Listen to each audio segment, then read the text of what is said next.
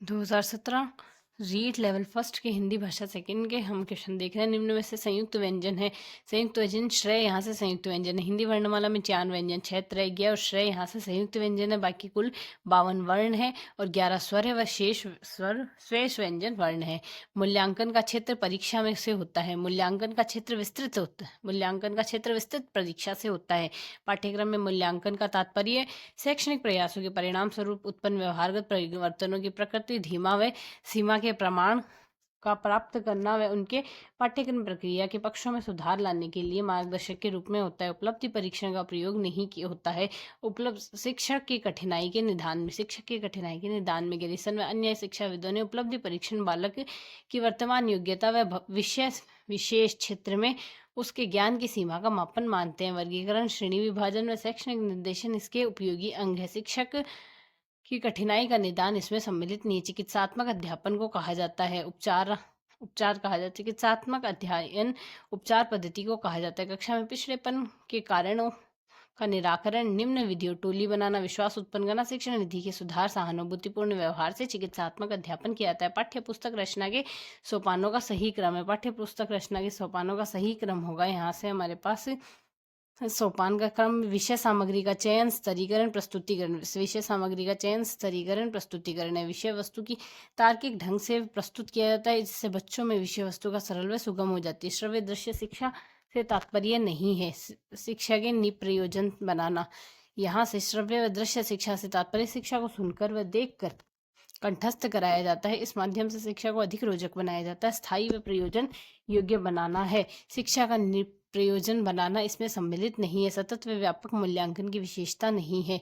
यहाँ से कौन कौन सी यह नहीं होगी? विकास के पक्षों पर जोर न देना, यह नहीं होगी। बाकी क्योंकि जोर देना है। विद्यार्थियों को नियमित मूल्यांकन करना, गुणवत्ता मूल्यांकन करना, विद्यार्थी की संप्रति में सुधार करना। सत्य असत्य परीक्षण है। सत्य असत्य परीक्षण यहाँ से एकांतर प्रत्युत्तर परीक्षण है। एकांतर प्रत्युत्तर परीक्षण कहलाता है। इस विधि में छात्र को 2 विकल्पों में से एक का चयन करने के लिए आदेश दिया जाता है। छात्र को कथन के प्रति सत्य असत्य के निर्देशानुसार चिन्हित करना होता है। रंगमंच अभिनय विधि है। नाटक की रंगमंच अभिनय विधि है। भाषा कौशल में एक कौशल से संबंधित पक्ष नहीं है। भाषा ज्ञान गम्य है, यह नहीं है। बाकी भाषा अभ्यास गम्य है। भाषा सामाजिक व्यवहार है। भाषा अनुकरणात्मक है, परंतु यह ज्ञान गम्य का पक्ष नहीं है। भाषा प्रयोग कौशल, श्रवण, वाचन, पठन, लेखन से सम्मिलित है। यहाँ से गद्यांश पढ़कर उत्तर देना है। शरीर यात्रा के लिए जितना आवश्यक हो उससे अधिक पैसा, अन्न आदि को न लेना चाहिए। अर्थ को व्यक्त करने वाला शब्द है। यह शब्दों का अपरिग्रह है। अपरिग्रह होगा। सत्याग्रह में कौन सी संधि है? आ की मात्रा है तो यहाँ से दीर्घ संधि होगी। दीर्घ स्वर संधि आ जाएगी इसमें। नेक्स्ट है ए उपसर्ग है। ए उपसर्ग यहाँ से अहिंसा में ए उपसर्ग होगा। स्त्रीलिंग कौन सा है? जाति इसमें स्त्रीलिंग होगा। और अंग्रेजों का मुकाबला किया में काल है। यहाँ से भूतकाल की बात हो रही है, सामान्य भूतकाल है यहाँ से। और इसमें दिया हुआ है सौंदर्य की बात हो रही है। कौन सा सौंदर्य? यहाँ से हमें पहले पढ़ना होगा। इसमें सौंदर्य आएगा दुर्दम प्रत्यलंकार शब्दों का। कवि ने काव्यांश में कौन से गुणों का प्रयोग किया? गुण है इसमें ओज गुण का प्रयोग हुआ है। कवि गौरवगान क्यों करना चाहता है? शत्रुओं की हिम्मत तोड़ने हेतु। काव्यांश के अंतिम 2 पंक्तियों में कवि की भावना प्रकट होती है, बहादुरी की। कवि दिल में किस प्रकार का स्वर्णिम अरमान लिए है? मर मिटने का मुहावरा नहीं है। अंग लगाना, अंगारे उगालना, अंत भला तो सब भला, अंग भंग फड़कना, अंत भला तो सब भला, यह है मुहावरा नहीं है। दुष्ट दुष्ट लड़के उद्यम मचाते हैं। वाक्यांश का उद्देश्य विस्तार है। उद्देश्य का विस्तार है। उद्देश्य यहाँ से क्या है? दुष्ट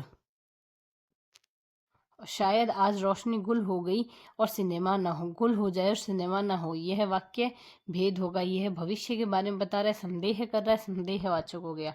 वाक्य में ऐसे शब्दों को छोड़ दिया जाए जिससे न रहने पर भी प्रसंग में वाक्य समझने में बाधा नहीं पड़ती। अत्याहार कहलाता है। यह कहलाता है अत्याहार। नेक्स्ट है यहाँ से निम्न में से कौन सा उत्तर अव्यय के भेदों से असंगत है? विसर्ग बोधक अव्यय है।